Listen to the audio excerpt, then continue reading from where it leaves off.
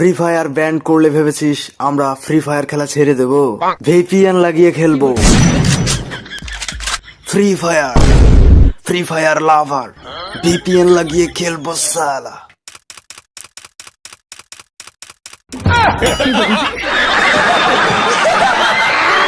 হ্যাঁ বল, তোর খবর কি? আরে আর বলিস না, গ্রামে এসে ভেবেছিলাম যে মাঠে হাগার মজাটা একটু নেব, কিন্তু তার হলো না। আরে বাবা, একটা মাঠ খুঁজে বসে পড়তে পারছিস না? আরে এখানকার মানুষ না একদম উল্টো, একবার ধরা ফেলে খচাং করে বেশিটা কেটে দেবে। গার্লফ্রেন্ড? না না, একটা হিজড়ে। সেদিন হাঁকতে গিয়ে আমার পেছনে হাগু আটকে গিয়েছিল। কিছুক্ষণের জন্য হলেও মনে হয়েছিল যে আমি বোধহয় আর বাঁচবো না। সানি লিওনের মুখটা ওই সময় খুব মনে পড়ছিল,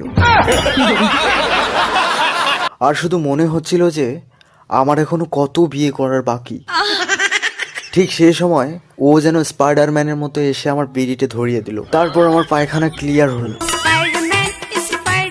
আমার বাবা যদি বেঁচে থাকতেন তাহলে তোমার নামে একটা মেনাজ বিড়ির দোকান খুলতেন।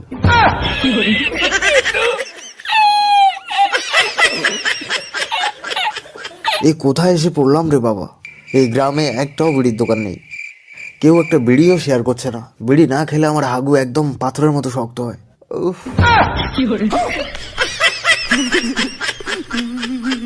অভি, এই অভি, হাঁকতে দে। সরি সরি অভি, এই অভি, কি হলো কি? মালকড়ি বেরোচ্ছে না, একটা বিড়ি চাই। কি করব? কানের ধারে বকিস না, এক্ষুনি গুছুড়ে মারবো।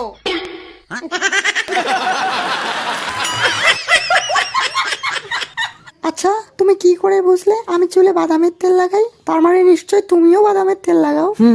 সে তো আমি লাগাই। এই বাদামের তেলটা মেখে তোমার চুলটা আজকে যা লাগছে না তাকিয়ে আর পারলাম না। মানুষের সৌন্দর্য তার মনে হয়, তার চুলে নয়। তাহলে কাল থেকে তুমি টাকলি হয়ে এসো।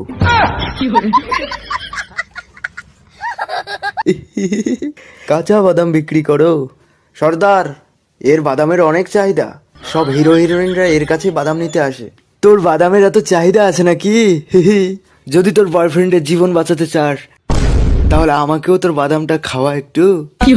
না বসন্তী, ওকে বাদাম খেতে দিবি না, তোর বাদাম শুধু আমি খাবো। মার বিচিতে গুলি।